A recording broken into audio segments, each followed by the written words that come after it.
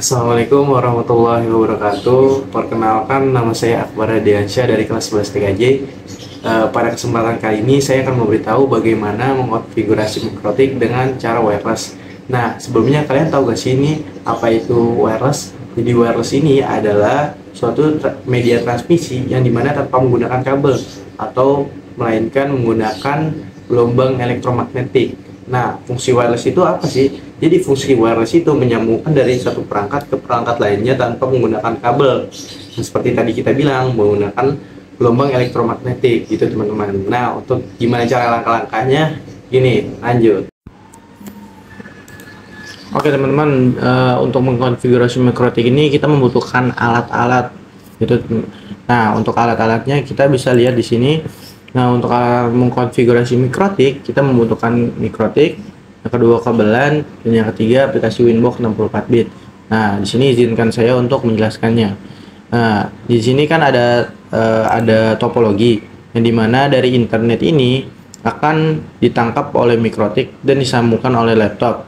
Nah, si internet ini akan ditangkap oleh mikrotik nih dengan aplikasi Winbox untuk menyetingnya gitu. Jadi gunanya mikrotik ini untuk menyalurkan dari internet ke laptop. Nah, untuk fungsi dari kabelan ini untuk penyambung dari mikrotik ke laptop. Nah, untuk aplikasi Winbox ini untuk mengatur nih bagaimana cara internet masuk dan menyalurkannya ke laptop gitu, teman-teman.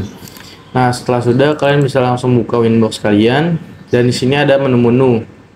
Yang pertama, MAC address adalah identitas yang kita dapatkan dari si mikrotik, dan yang IP address adalah IP untuk kita pakai di sini dan masih 00, belum kita setting. Yang ketiga, identity atau nama masih default atau masih nama bawaan dari mikrotik. Yang keempat, version ini masih version adalah versi dari si mikrotik, dan yang board ini adalah jenis dari mikrotik kita. Kalau saya itu RB941, dan yang terakhir uptime ini adalah batas waktu yang kita gunakan untuk mengonfigurasi mikrotik. Jika sudah, kalian bisa mengkonekkannya. Ya, agak utuh. Oke. Setelah sudah, kalian di sini bisa masuk ke menu wireless dan kalian bisa mohon maaf. Dan di sini kita akan menjelaskan dulu.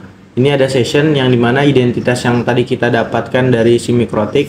Yang kedua ini kita akan mengkonfigurasi di wireless dan di IP. Kita hanya memakai dua menu, yaitu wireless dan juga IP. Yang wireless ini untuk menangkap si internet, yang IP ini untuk menyalurkan internet.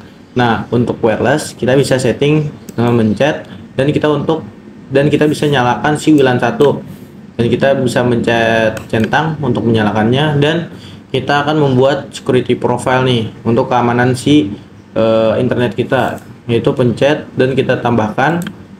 Nah, untuk namanya ini masih profile 1 dan modenya ini dynamic keys, yang dimana dinamik yang artinya otomatis, jadi otomatis kunci gitu, yang artinya sini saya menggunakan mode yang otomatis kunci gitu, otomatis yang diberikan kepada keamanan saya gitu. Di sini internet saya menggunakan WPA2 PSK, jadi saya centang ini saja dan saya masukkan password dari internet saya. Nah, jika sudah, kalian bisa klik apply dan oke. Jika sudah, kalian masuk ke WiFi interface, kalian bisa pencet 2 kali di WLAN 1 dan kalian bisa mengubah mode bandnya menjadi BGN. Karena soalnya kita kalau misalkan mau memakai BG ini masih terlalu kecil Mbps-nya. Jadi untuk mikrotik kita ini kita ubah menjadi besarannya menjadi BGN gitu. Karena setahu saya itu BG itu 2 Mbps dan untuk BGN itu 200 Mbps gitu. Dan juga itu tergantung dari kecepatan internet yang kalian salurkan ya teman-teman, nggak tepat di bandwidth ini. Nah, channel width ini berfungsi untuk sebagai jalan nih teman-teman. Semakin besar megahertznya semakin besar jalannya gitu atau masuknya data. Dan frekuensi ini adalah frekuensi yang ditimbulkan dari si channel width ini. Jadi kalau misalkan 20 MHz kalian makainya 2020 Hz tuh kan frekuensinya, jadi dapat 24 24 12 gitu. Nah, untuk security profile-nya ini kita ganti menjadi profile 1 yang kita sudah buat tadi. Nah, untuk SSID-nya ini kan kita masih belum terbaca. Nah, kita bisa klik scan dan kalian interface-nya di WLAN 1. Karena apa? Karena kita ingin memasukkan internet ke WLAN 1. Oke, kalian pencet start. Nah, jika sudah di sini muncul terangan Akbar gitu. Nah, ini adalah internet saya dan saya klik connect. Nah, jika sudah kalian apply, kalian oke. Kita tunggu status R. Nah, jika sudah R, kalian bisa menyeting untuk memberikan IP untuk si WLAN satunya. Kalian pencet IP dan kalian mencet DHCP client untuk memberikan IP otomatis ke WLAN 1 gitu. Kalian pencet apply dan oke. Nah, kita tunggu request. Nah, jika sudah bound ini berarti kita sudah berhasil tersambung ke internet gitu, teman-teman. Kalian bisa langsung ping ke, misal contoh ping google.com gitu. Nah, jika sudah ini berarti sudah tersambung. Oke. Jika sudah, kalian bisa menyeting address dari si device kalian atau komputer kalian dengan memencet IP dan juga kalian masuk ke address. Nah, ini sudah terbaca si address punya WLAN 1 ini sudah ter-DHCP atau terotomatis terbuat, dan kita membuat otomatis untuk si device kita.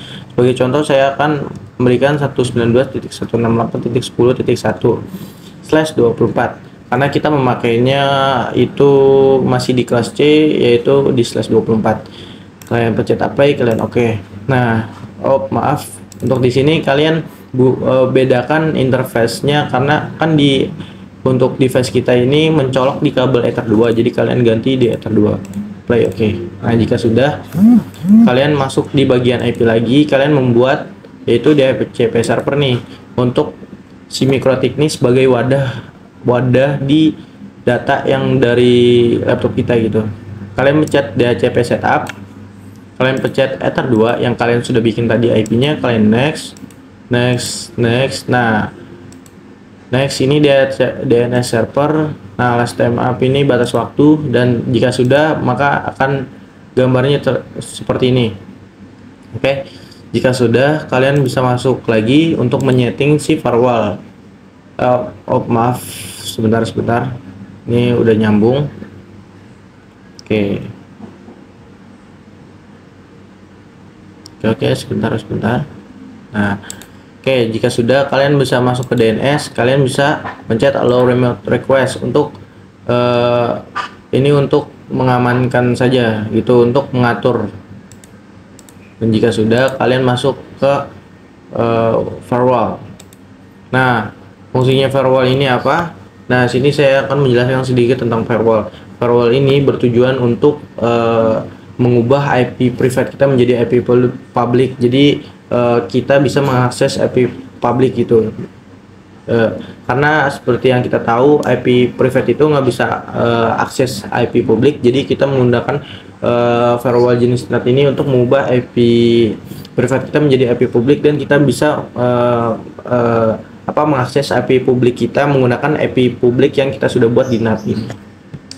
Nah, untuk interface ini kita menggunakan WLAN 1. Kenapa kita menggunakan WLAN 1? Karena